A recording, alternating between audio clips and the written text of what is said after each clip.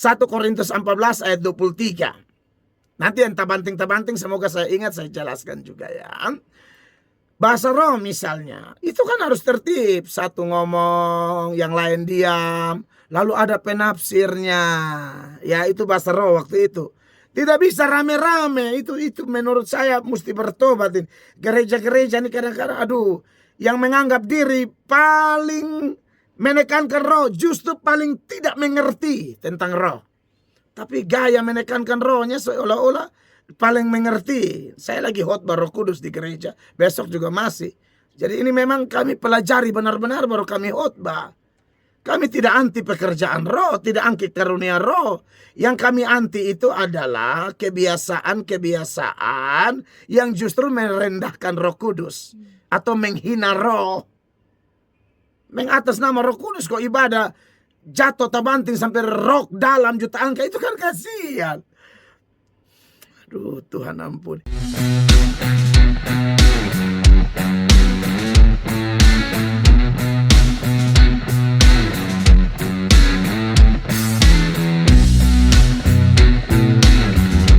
Hormat yang Bapa terima, hormat yang sama harus diterima oleh Anak dan Roh Kudus.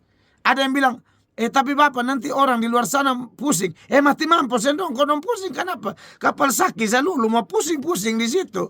Siapa suruh kita aja tidak pusing? Emang kita otak dan mereka otak beda.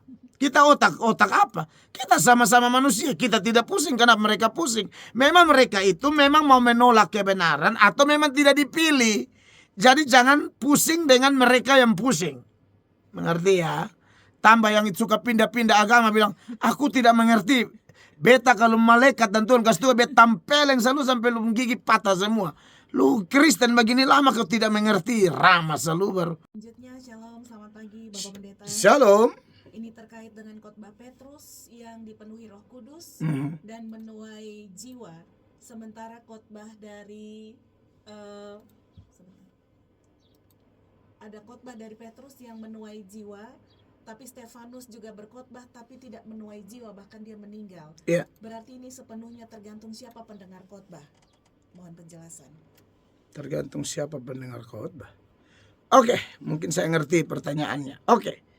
Jadi orang pendengar khotbah itu bisa bertobat ya tergantung Tuhan, bukan tergantung pembicara. Ya. Begitu aja sih jawabannya. Karena sama-sama dipenuhi Roh Kudus, bukan?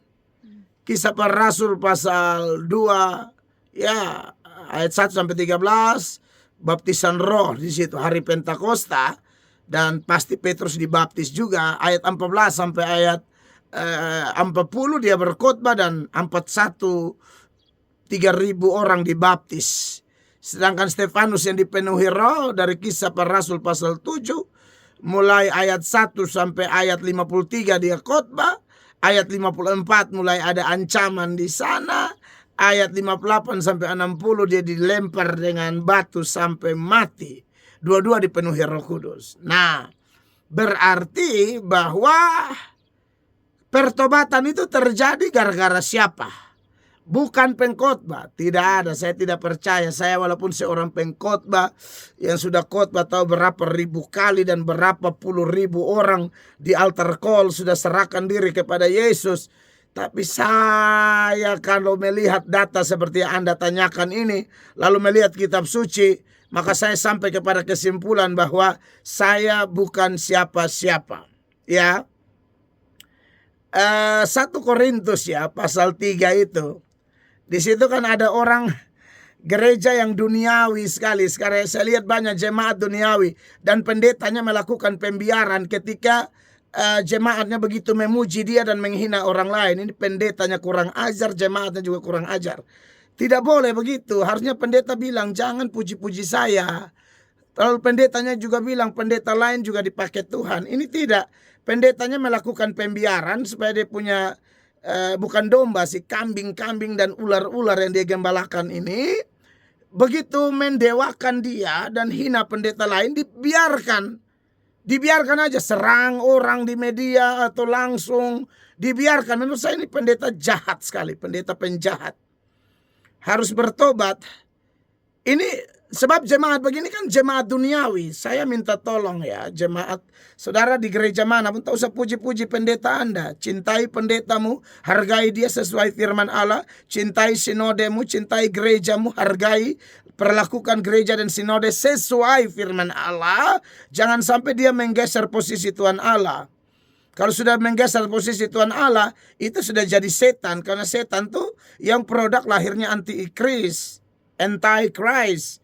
Dan itu adalah orang yang tidak suka Tuhan, tapi mau geser posisi Tuhan, mau ambil posisi Tuhan.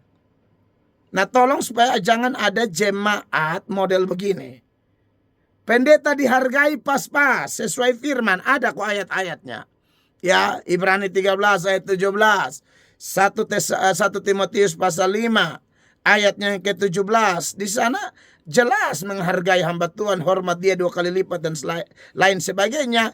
Tapi bukan berarti kemudian tidak hormat orang lain dan mulai bikin kotak-kotak. Nah, ini jahat. Nah, kalau pendeta yang baik dia akan tegur. Kalau pendetanya juga memang haus pujian dan hatinya setan, ada kepalsuan, dia akan melakukan pembiaran, bila perlu dia dorong tambah. Hantam. Waduh, kalau kita melakukan begitu bahaya gereja kita. Kita gembalakan apa? Domba, kambing, ular, kea, atau apa yang kita gembalakan? Makanya saya tidak mau jemaat Tuhan puji-puji saya. Saya tidak mau. Doakan saja cukup. Jam puji-puji yang tidak perlu. Lakukan pembelaan kepada pendeta yang pas. Jangan pendeta salah kalian bela. Jangan. Tidak boleh. Dan belanya pun bukan bela yang menghina orang lain. Tidak boleh. Sebab 1 Korintus 3 ini ayat 3 mengatakan karena kamu masih manusia duniawi. Sebab jika di antara kamu ada iri hati dan perselisihan, bukankah itu menunjukkan bahwa kamu manusia duniawi? Dan bahwa kamu hidup secara manusiawi. 4. Karena jika yang seorang berkata, letak duniawinya di mana? Di sini nih. Mulai ada gap. Karena jika yang seorang berkata, aku dari golongan Paulus. Dan yang lain berkata, aku dari golongan Apolos. Mau kenapa juga? Ya. Bukankah hal itu menunjukkan bahwa kamu manusia duniawi yang bukan rohani? Oh, saya dari sinode A. Sinode kami lebih besar, sinode kau kecil. Kita punya sinode paling betul. Lu setan pakai lu tidak belajar Alkitab. Lalu pemimpin sinodenya juga kasih tinggal saja. Menurut saya pemimpinnya juga setan. Kau lihat jemaat bodoh begitu, kau kasih tinggal bagaimana? Kau senang dengan pujian-pujian duniawi seperti itu. Sampah. 1 Korintus 3 ayat 5. Lalu Paulus jelaskan di sini. Sekalipun Paulus punya nama besar, Paulus tidak melihat Apolos sebagai saingan. Lalu ayat 5 Paulus bilang, jadi apakah Apolos, apakah Paulus, pelayan-pelayan Tuhan yang olehnya kamu menjadi percaya. Masing-masing menurut jalan yang diberikan Tuhan kepadanya. 6. Aku menanam, Apolos menyiram, tetapi Allah yang memberi pertumbuhan. Saya harap pendeta-pendeta yang dikuasai setan dan haus pujian-pujian duniawi dengar ini dan bertobat. Dan kamu yang merasa diri jemaat dan kau suka bikin, kau bukan domba, kau ular, kau pemecah belah, kau kambing, atau mungkin apalah. Pokoknya jangan domba deh. Domba tidak begitu. 1 Korintus 3 juga ayat 7 dilanjutkan. Karena itu yang penting bukanlah yang menanam atau yang menyiram, melainkan Allah yang memberi pertumbuhan. Aduh, saya sungguh mati dalam nama Tuhan Yesus saya omong ini. Saya tidak butuh pujian siapapun. Sungguh mati. Jangan. Saya tidak mau. Kalau saudara mau doa-doa, saya puji-puji, tak usah. Bikin kepala pusing. Tak usah. Saya tidak mau. Saya tidak butuh sama sekali. Demi Yesus yang saya sembah. Segala pujian bagi dia. Serius, saya omong benar ini. Saya kalau tipe cari pujian, khotbah saya tidak begini dong. Khotbah saya hantam kiri kanan, cari pujian dari mana? Ini anggap saya khotbah ini mau bikin kacau dunia. Maksudnya supaya dosa-dosa itu saya robek-robek semua. Saya tahu dibenci, tapi saya akan hantam terus. Begitu. Jadi kesimpulannya Pak, walaupun Petrus atau Ibu yang tanya Pak atau Ibu atau siapapun Anda, Petrus dipenuhi roh, Stefanus dipenuhi roh, tapi fenomenanya berbeda. Satu dapat penuaian jiwa, satu tuai batu. Tapi intinya dua-dua hamba Tuhan benar kok. Ya. Satu gereja besar, satu gereja kecil, dua-dua hamba Tuhan. Ya. Jangan bikin puji-puji diri. Saya Tuhan tahulah, saya tidak mau, saya berusaha. Kalau Anda bilang, apakah kita punya kesombongan? Semua punya, dan makanya dilawan dong. Semua punya, kata siapa? Tidak ada kesombongan lagi di Melatok misalnya, masih ada, tapi kita lawan. Jangan pembiaran, jangan menikmati kesombongan itu. Atau semua hal-hal yang berpotensi menjadi pemicu kita semakin sombong. Di antaranya adalah pujian-pujian jemaat yang pujian duniawi. Kalau pujian tulis sebenarnya boleh, tapi itu pun tolong diatur, jangan sampai kesemakan puji pendeta. Begitu. Ya, itu sih yang saya maksudkan. Tuhan berkati. Terima kasih untuk jawabannya, dan pertanyaan terakhir pagi Ya, ini ya. adalah mengenai Roh Kudus, ibadah yang disertai Roh Kudus. Ada ibadah yang tenang, ada yang bahkan sampai terguncang-guncang dan jatuh. Mohon penjelasan, Pak Pendeta. Iya, jadi uji pekerjaan roh itu uji di Alkitab. Jangan uji di lapangan. Uji di buku. Habis baru lihat di lapangan. Gitu lah. Jadi Roh Kudus itu, kalau perlu Anda ketahui, Roh Kudus itu tidak bekerja di luar firman ya. Roh Kudus kerja sesuai firman. Itu jelas bahwa di dalam Yohanes pasal 16 ayatnya yang ke 13 ya. Yohanes 16 ayat 13 di sana dikatakan, tetapi apabila ia datang, yaitu roh kebenaran, itulah Roh Kudus, ia akan memimpin kamu ke dalam seluruh kebenaran. Sebab ia tidak akan berkata-kata dari dirinya sendiri, tetapi segala sesuatu yang didengarnya, itulah yang akan dikatakannya, dan ia akan memberitakan kepadamu hal-hal yang akan datang. Ia akan memuliakan aku, sebab ia akan memberitakan kepadamu apa yang diterimanya daripadaku. Nah, sekarang kalau Roh Kudus tuh, kalau sesuai firman kerjanya bagaimana? Roh Kudus itu tertib ya. Kalau kita lihat di dalam beberapa data, misalnya di 2 Timotius lah ya. 2 Timotius 1 mulai ayat 6. Ini bicara tentang karunia roh. Karena ayatnya bilang begini. Karena itulah kuperingatkan engkau untuk mengobarkan karunia Allah yang ada padamu oleh penumpangan tanganku atasmu. Jadi Tuhan pakai Paulus tumpang tangan di Timotius. Dan melalui cara itu ya Roh Kudus bekerja. Intinya tanpa itu Roh Kudus bisa bekerja. Tapi kasusnya Timotius dengan penumpangan tangan, dia kepenuhan roh. Lalu ayat 7,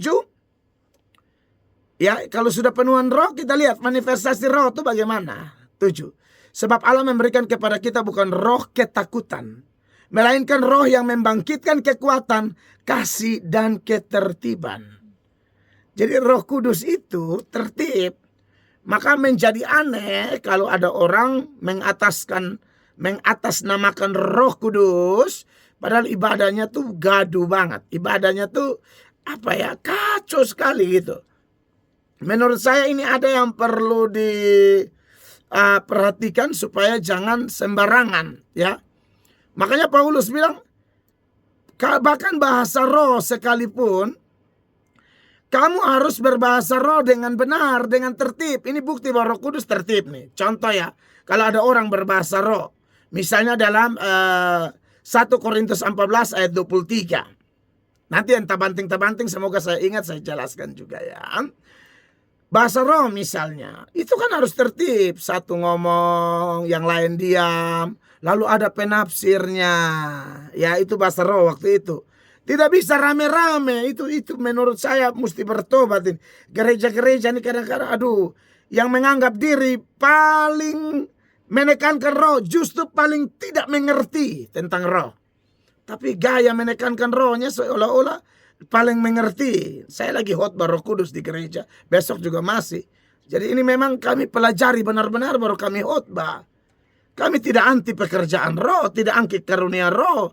Yang kami anti itu adalah kebiasaan-kebiasaan yang justru merendahkan Roh Kudus atau menghina roh.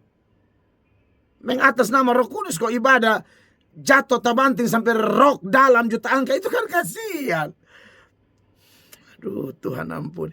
Jadi kalau seluruh jemaat berkumpul bersama-sama dan tiap-tiap orang berkata-kata dengan bahasa roh, lalu masuklah orang-orang luar atau orang-orang yang tidak beriman, tidakkah akan mereka katakan bahwa kamu gila?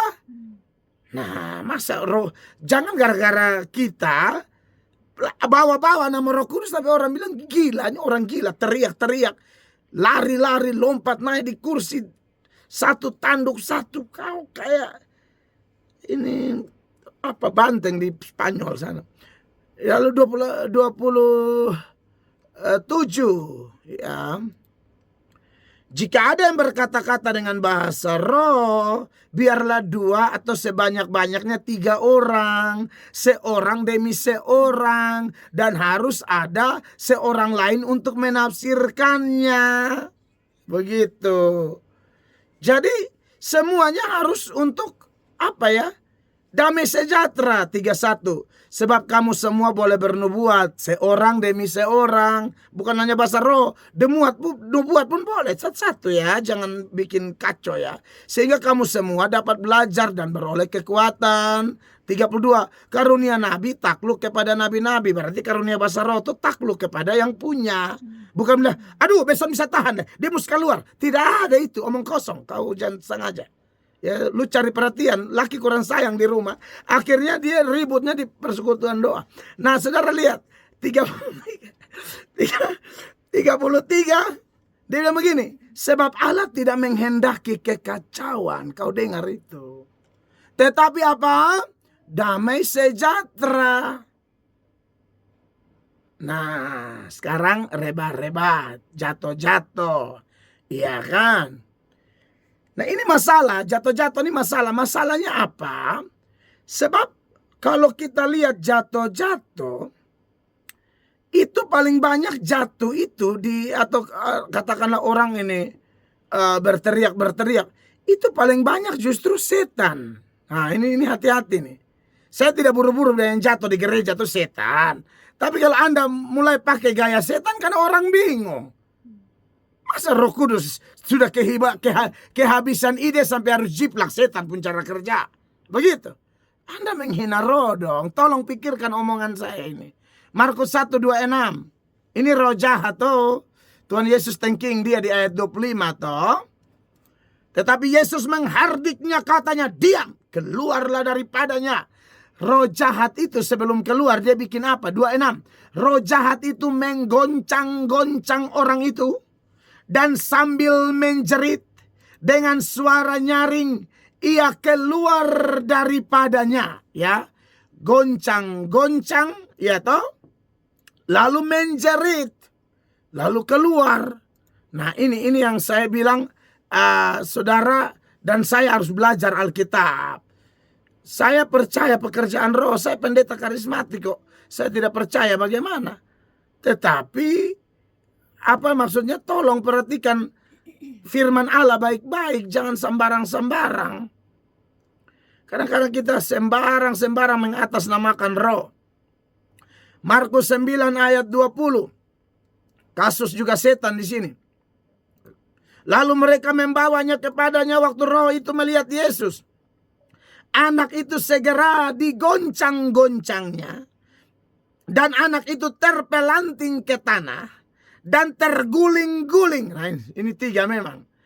Goncang-goncang, terbanting, terguling-guling. Nah, tapi ini setan.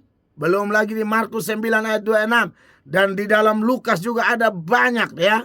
Lukas 9 ayat 39. Lukas 9 ayat 42. Silahkan catat ayat-ayat itu. Jadi ini ayat-ayat jelas bilang yang banting-banting orang di Alkitab itu setan. Tolong tunjukkan Roh Kudus banting orang di mana. Saudara coba kasih tunjuk satu ayat. Orang kepenuhan roh dia terbanting, itu di mana? Kalau orang kepenuhan roh, bahasa roh ada di Alkitab. Dan aturannya sudah Paulus buat. Tertib dong ya kalau sekarang.